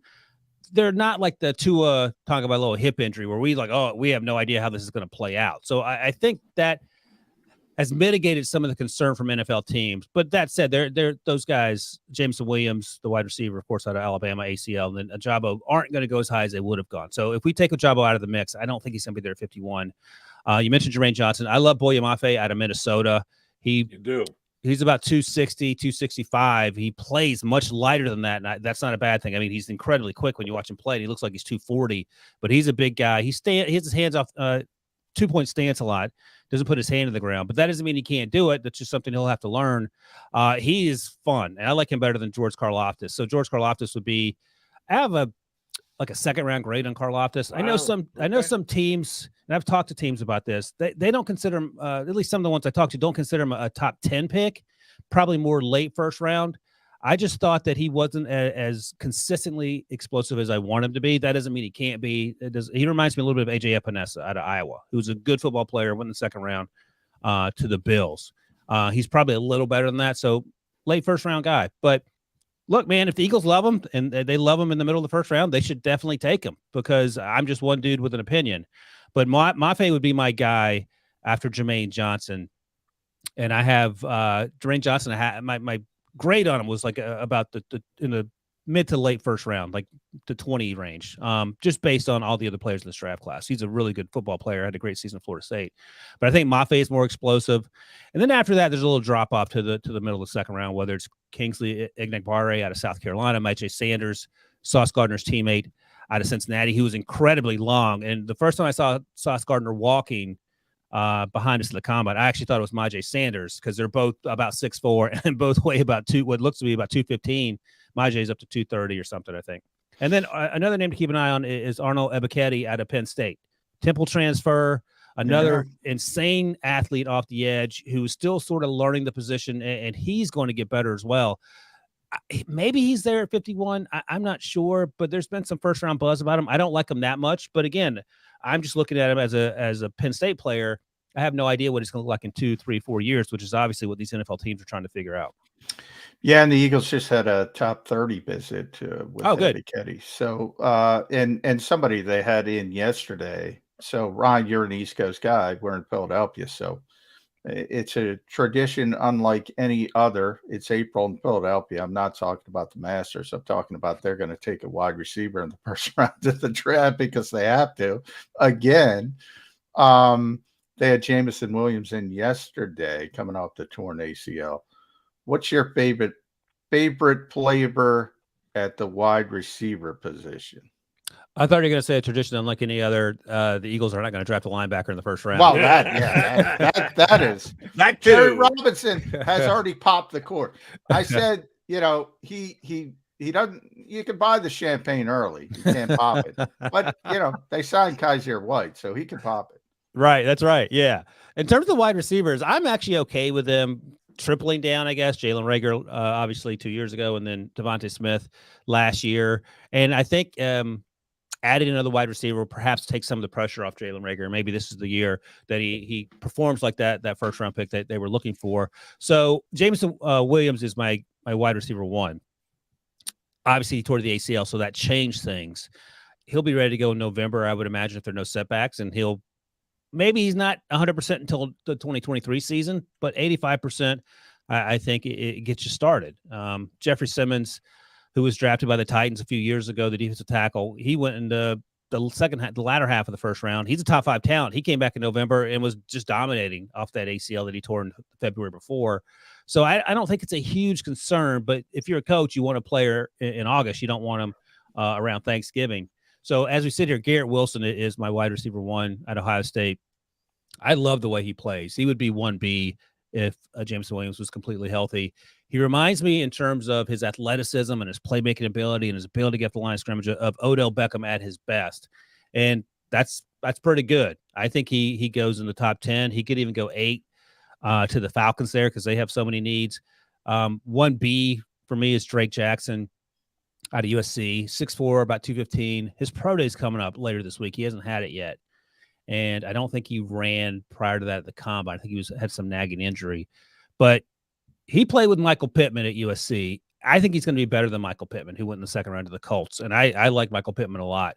He's a high-point catch machine. He's a contested catch machine. There's some, rumblings that you read online that he doesn't separate. I'm ignoring all those. He separates fine. If you watch him play, again, Jody, if you were watching those USC games while you were working, you saw him running past guys consistently.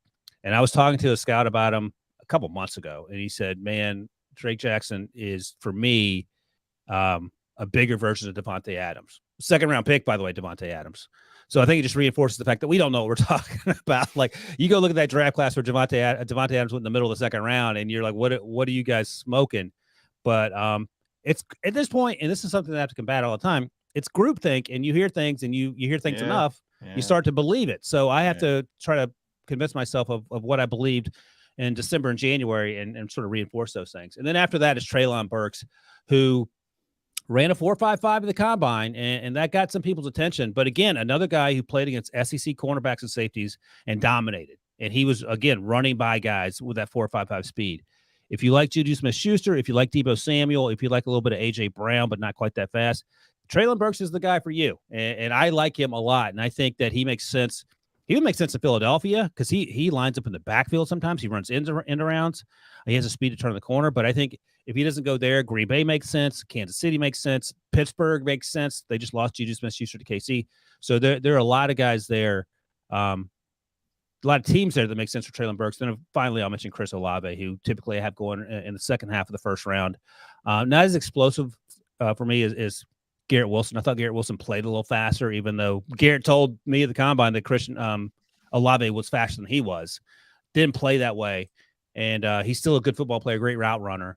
If I'm the Eagles, he's a good ball player, but he's not a game changer. He's not a Treylon Burks for me. He's not a Drake Jackson. He's not a Garrett Wilson, but someone that can certainly help your football team.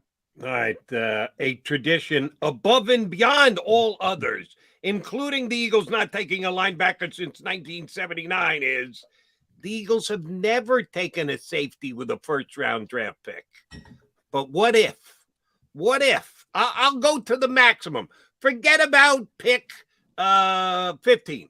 The Eagles have a player, wide receiver, an edge rusher that's fallen to them, and they're excited about it, and they can't pass, and they take him. Let's go to pick 18. Between those two Eagle picks, the Chargers and the Saints decide not to take the best safety on the board. That Kyle Hamilton falls all the way down to 18. Does Howie Roseman say, forget history, forget the devaluation of the safety play. We've got maybe the best football player in the draft sitting there at 18, and we have a hole in safety by a matter of fact. Can Kyle Hamilton fall to the Eagles in this upcoming draft?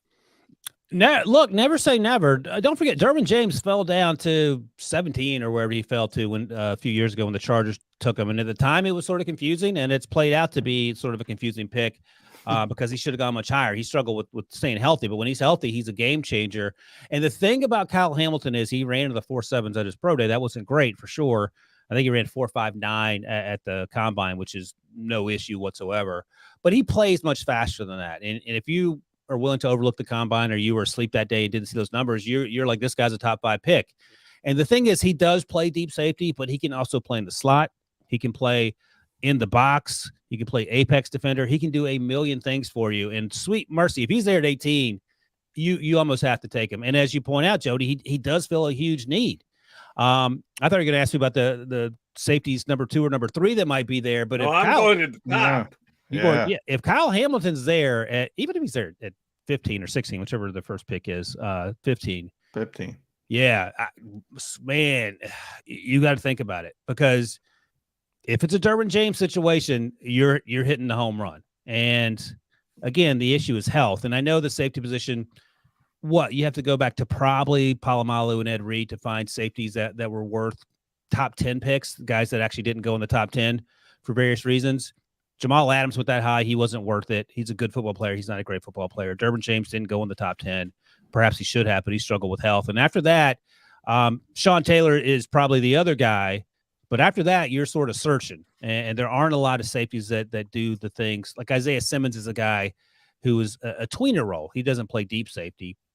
The other issue is that the Cardinals didn't really have a plan for him coming out of Clemson. So I think if he goes to Philly or wherever Kyle Hamilton ends up, you have to have a plan for how to use him, because that's a big part of his development and a big part of him having success. But yeah, I love Kyle Hamilton. I don't care about the 40 times. And I would imagine some teams are happy that he ran slow, because that gives them a chance to have a shot at him should he fall outside the top 10. Ryan, last one from me. And before I get to it, I want to mention everybody follow Ryan Wilson on Twitter at Ryan Wilson CBS. You can read him at cbssports.com. Pick Six Pod as well. Listen to that and your favorite podcast place. But Ryan, you alluded to it a little bit earlier, and that's the trade with the Eagles and Saints. And no matter what draft chart you want to look at, you say, what the heck is Mickey Loomis thinking? On top of it, by the way, the Eagles pick 15, the Saints pick 16. The Eagles pick 18, the Saints pick 19. Even in that little microcosm, you go, what the heck is this guy thinking? So I want you to put on your Mickey Loomis hat and tell me what he's thinking. Is there another shoe to drop? Is he going after a quarterback? Because look, as much maligned as this quarterback class is, if you believe in a guy, and you talked about the group think that can be around draft Twitter, whatever you want to call it, if Kenny Pickett turns into a star and you draft Kenny Pickett, you're going to look good in 5 years. So what do you think the thought process for Mickey Loomis was? No, that's right. So remember a few years ago when Thomas Dimitroff traded up for Julio Jones and gave up everything, and people were like, this is crazy. They got to win a Super Bowl. They almost won a Super Bowl. So if they had won it, you'd have been like, okay, I get it. It's worth the cost. It didn't work out, and then you sort of question it, whatever. But here's the other thing about the Saints. A few years ago, they traded back into the first round, and everyone was like, oh, they're getting Lamar Jackson. They drafted Marcus Davenport, the edge rusher out of UTSA. Yeah. And Davenport's a good player, but I would imagine if Mickey Loomis and Sean Payton at the time had a time machine, they're taking Lamar Jackson, Drew Brees' feelings. We don't care about them. So knowing that bit of history, I have no idea what the plan is. It seems to me upon first viewing, you're not getting, you could get Kenny Pickett at 16, and maybe you felt you had to leapfrog somebody who was going to get him. But the thing is, when the 49ers moved up to number 3 last year, that was actually in early March, but they got to 3. So you knew they were going to get one of those 3 quarterbacks. Going to 16, teams can still trade up. There are 15 other picks that teams that want quarterbacks can leapfrog you for, or even if it's an offensive lineman. So knowing that leads me to believe that maybe the Saints plan on packaging some other picks, these 2 first rounders, whatever picks they have left over that they didn't give to the Eagles, to move up even further to get perhaps an offensive lineman, because they lost Teron Armstead to Miami. He's a big part of why that offensive line was so good. After the first 3 offensive linemen, Evan Neal, Ike Kwandu, and Charles Cross, there's a little bit of a drop-off, whether it's Trevor Penning or Bernard Raymond or Daniel Baalele or Tyler Smith or whomever your guy is. Maybe the Saints feel like they have to move up for that, but it still doesn't make a lot of sense, because you're giving up everything for the 4th best left tackle, or maybe the 3rd best left tackle in this class. And maybe that left tackle ends up being Orlando Pace, but he hasn't yet shown himself to be on that path, whomever that is. So it's curious to me, and I think the good news is it's going to make draft night more exciting, because we got to figure out what's going on. Because if they stay put and take the 4th best tackle and then take a wide receiver, it makes no sense. It makes no sense giving up all they gave up for that. And it's great news for Eagles and Eagles fans, because they got a draft haul for a team to move up a couple spots to take the 4th best tackle. So, Ryan, my final question is one I like to throw out there, because it's a hanging curve for a guy like yourself, who's seems like obligated to put out a new mock every 12 hours or so. And you're staying on top of everybody else's mock stuff. Give me the player, either upside, downside, either the guy who you can't believe isn't being mentioned as the top half of the first round guy that you're seeing him mocked in the 2nd round or the 3rd round. You're going, this is one of the 15 best football players in the draft. What the hell are you guys doing? Or the guy who is up there in the top half of the first round, who's a first rounder, and you think is more like a day 3 guy. Give me the guy that you either think is being by others, as compared to your scouting, either blatantly overrated or blatantly underrated. I'll give you 3 guys. So Christian Watson, the wide receiver at North Dakota State, small school guy, FCS guy, but he's 6'5". Played with Trey Lance a few years ago, and if you watch Trey Lance his final year there, you're like, who is this guy that keeps making plays down the field? And it was Christian Watson. He's a track guy from Florida, somehow got out of Florida, and obviously crushed it at FCS level. But he went to the Senior Bowl, and he looked like he came out of Alabama, not like he came out of North Dakota State. He very much belonged there. He ran really well, maybe in the 4.4s, maybe a little faster than that at the combine. If you go look, he's a guy that I absolutely love. We talk about all these wide receivers we talked about earlier. He's a second-round guy who perhaps sneaks into the first round, and I would 100% be on board with that. I love his game. Another guy is Jalen Petre. We talked about safeties here. He's out of Baylor, plays a lot in the slot. He can play deep. You can put him in the box. He can blitz off the edge. Another really good football player. I don't think he makes it in round 1, but if he's there at 51, and he may not be, that's certainly someone that the Eagles should consider. And then Brian Cook, the other safety that I'll mention out of Cincinnati, converted cornerback, transfer from Howard, played with Sauce Gardner, played with Kobe Bryant and Myjai Sanders in Cincinnati, and was sort of the orchestrator of that defense from center field. Another guy, and all these safeties are so versatile now. He plays in the slot. He has that cornerback background, and he will thump you in the run game coming downhill, but he also has coverage skills. I think I like him more than most other media folks. I know NFL teams they sort of have their eye on him as well, but those are 3 players that we haven't heard a lot about. May not make their way into the first round, but I think in a few 2-3 years, we'll be talking about those guys as guys that perhaps didn't get drafted as high as they should have. His next mock is due to come out in about 8 minutes, as a matter of fact. We appreciate you jumping on with us, Ryan. Thank you very much. We'll either get you on one more time before the draft or shortly after the draft. Thanks for giving us the insight today. Absolutely, guys. Thank you. Ryan Wilson does a heck of a job. We just on my CBS weekend show on CBS Sports Radio this week. I had not had Ryan on as a guest before. I said, damn, this guy knows what he's talking about. And we need to punch him up on Birds 365. So we did. Thank him for doing the spot with us. All right, John McMullen, Jody McDonald, Mac and Mac guys. We got to come back, put a bow on the show. Stick around.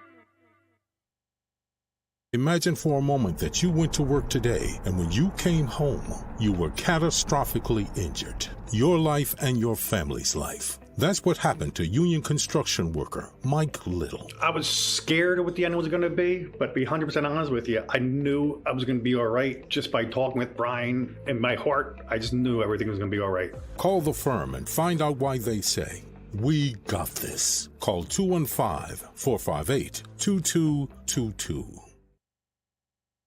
At Stateside Vodka, every new customer gets the world's best rocks glass, free. What's that? A rocks glass? You're telling me that bottle is cut in half? You could say that. Holy shit. And you're telling me I can get one of these glasses for free? That's right. 1 free rocks glass per customer with each first-time purchase of Stateside Vodka. So good, it just disappears.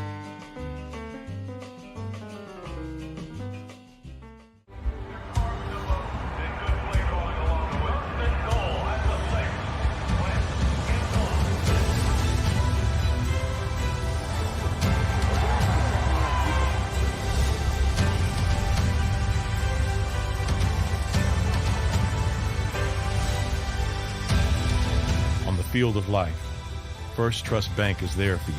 Champions on 3. 1, 2, 3. Because Philadelphia dreams deserve a Philadelphia bank. Go for the midnight dares. Go for the memories. Go for the view that goes on forever. Go for the bubbles in your bathtub and in your drink. Go to bed whenever you want. or don't. Go for him. Go for her. Go for the win. Go to Ocean Casino Resort. Book your trip at theoceanac.com.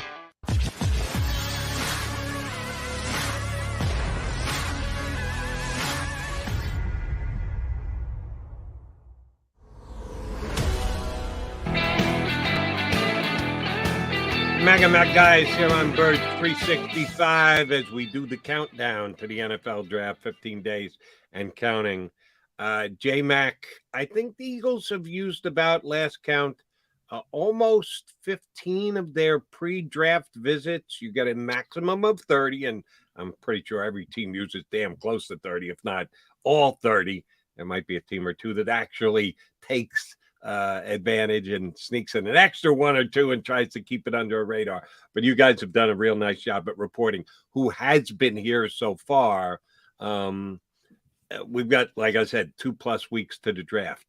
Do you read into, I know I've already asked you how much you read into just a guy showing up, and you told me you can put something to it, but it can be just an informational gathering process. Do you read into the timing of when the guys come in? That the closer to draft means more likely a guy they're going to contemplate taking, less likely a guy they're going to contemplate taking, and just have information going forward? Do you read anything into the timing when these guys come in here to Philadelphia for the Eagles to get a closer look? No, not really, only because, that's kind of up to the agent, and they're visiting other cities as well. So that, that's more of a logistical thing. So, some agents are going to, if they're going to visit the East Coast teams, you want, Philly, Jets, Giants, probably Monday, Tuesday, something like that, and to make it a little easier on the kids. So a lot of that just depends on, when they can set up the visits for the particular players and where they're going to go. I was just texting a GM the other day, and he said, yeah, don't put much stock in it. And they all say that. But in what I've heard over the years is put stock in the position. So the Eagles are at 15 that we know of right now. Jamison Williams would have been 15. And they had 2 edge rushers in most recently. Wide receiver, they had Pickens in from Georgia as well as Jamison Williams.